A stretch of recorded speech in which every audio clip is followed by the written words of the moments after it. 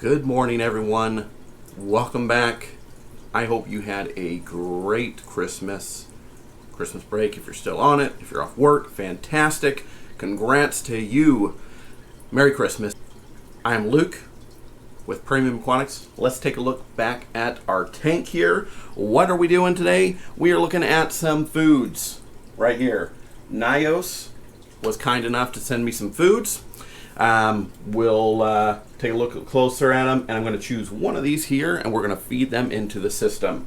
The anemone, the Duncans, and give them something. I'm not going to open them all up right now. On these two here, I don't want to start the clock yet. I'm actually going to be opening up this one, but well, I'll tell you which one it is, but I don't want to start the clock on all of them, opening up and breaking that seal. So let us go ahead, take a look at these foods, get you into the aquarium. We'll see them eat. We'll do maybe a time lapse of it. How about that? Yeah? Do another one of those? I always love those. It's so cool. I noticed the last round on the Duncan, he had a little bit of emotion to it, where he, they came out, and then if you watch every few minutes, they almost made a little twirl, like they circled around, probably closed something up and tried to get something. Maybe they did, I don't know, but it seemed like they did that. It'd be real interesting to see it over maybe a 24-hour period and see how it would react, and see if that's a consistent behavior of that Duncan, because I've never noticed it before. So really cool. But anyways, let's get to it. Let's break some of these open. Let's go.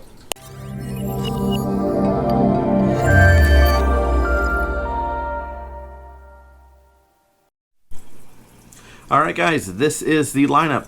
Going down the row here, we have the gold pods. They almost look like Tigrianthus pods, but I don't think they are. They're not as bright red, although they do have a reddish tint to them. Probably why they're called gold pods. It is a liquid plankton concentrate for fish and corals. The ingredients are as follows: water, copepod, salt, alginate, ascorbic acid, citric acid. Ascorbic? I don't know if that's pronounced right. Ascorbic? Maybe the C is silent. Whatever. Keep refrigerated, not for human consumption. Expiration date on this is 2022, which is freaking awesome to have an expiration date on food that far out. Then we go down the road to the Nyos Artemis, which is liquid plankton concentrate for fish and corals. The ingredients on this are as follows: water, Artemis, salt, alginate, ascorbic acid, and citric acid. Same deal. These two do need to be kept refrigerated. 250 milliliter bottles. This one is expiring a little bit sooner than I need. This is what I'm going to actually be feeding. And then we have the sweet aloe, which is an organic balanced food for ornamental fish. The ingredients are... Where are we? Ingredients: fish meal, glycerin, soja cake, wheat, aloe vera juice, linseed oil, hemp seed oil, pumpkin seed oil, vitamin E, zinc, vitamin A, vitamin D3. 100% certified organic products are with the asterisks there. So nice organic food here. Let's open this up actually real quick. We can take a look at what this looks like. Nice seal on it. Always love when foods are sealed. And this is what we have. Basically, it is a nice pellet food. So really cool. Instant plankton, planktonic micro food. The ingredients: marine proteins, marine oils, algae extracts, phospholipids, minerals, vitamin pre-mixture, and antioxidants. This is supplementary food for corals, inverts, and ornamental fish. Basically, this is going to be a powder. Size is less than 50 microns. And, of course, it is sealed. So it is a very, very fine powder. So that's cool. Get that guy back in there. These do not need to be refrigerated. There is a little spoon in here to help you. What I would probably suggest is obviously mixing it with a little bit of, oh my lord, what I would suggest is mixing it with a little bit of tank water first, and then feeding it in a baster or a pipette of some sort. Last but not least, we have LPS Power, organics balanced food for LPS corals. Size is 1.8 millimeters or less. So ingredients are going to be fish meal, glycerin, soja cake, wheat, vitamin E, zinc, vitamin A, vitamin D. Asterisks are all 100% certified organic products. This obviously is going to be a smaller pellet as well. Does have a little spoon in there. We open this up. Yep, These are actually a little bit bigger pellets than the sweet aloe. The aloe is 0.9 to 1.5, and this is, what did I say this was? 1.8. So it is a little bit larger. They have a little bit larger chunks, as well as some larger pieces. Not too much larger than what the sweet aloe would be, but a little bit different of an ingredients here. So that's really nice. So that's why that one would be good for just putting right directly on your corals. Like the Duncans actually would work pretty well for that, because they would take those pellets really nicely. So what I'm going to do is I'm going to feed the corals these products. Except for the instant plankton right now, I don't have a need for that, so that will go away. But we'll try these other 4, see how everything reacts to it. I'll show you a little time lapse like I mentioned, and just kind of watch, see what it does, and maybe we'll see a difference between these foods and how the corals react.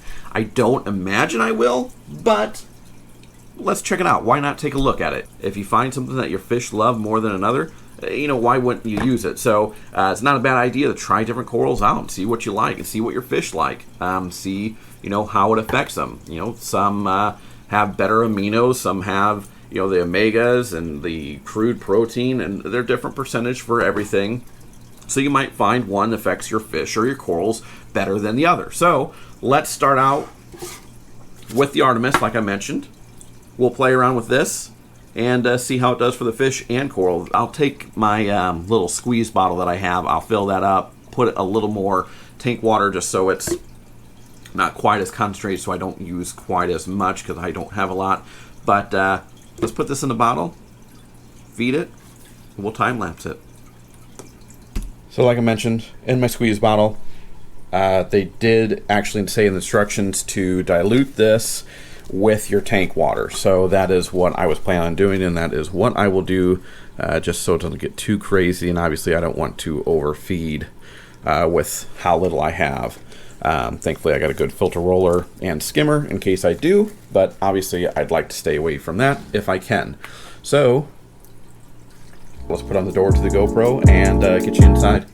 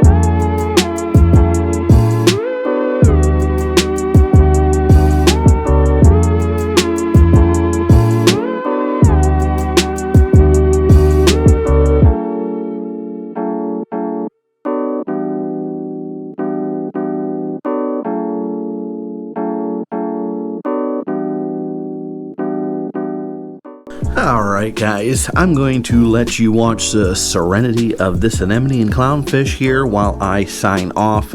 We talk a little bit more just to end this video. You could definitely tell in the time lapse, the Duncans loved it. They took great to the Artemis and really swallowed that up.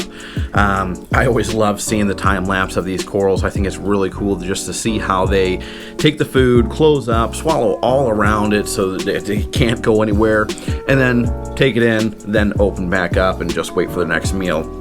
The anemone, however, did not take to it as well. Not that it didn't really like it, it definitely took some of it and ate it, but that Artemis is quite a bit smaller than, say, like mysis shrimp, or if you're used to feeding silver sides or something a little bit more meaty is what I like to feed the anemones, and what they seem to do a lot better with, in my personal opinion, from what I've fed them from a few things so far.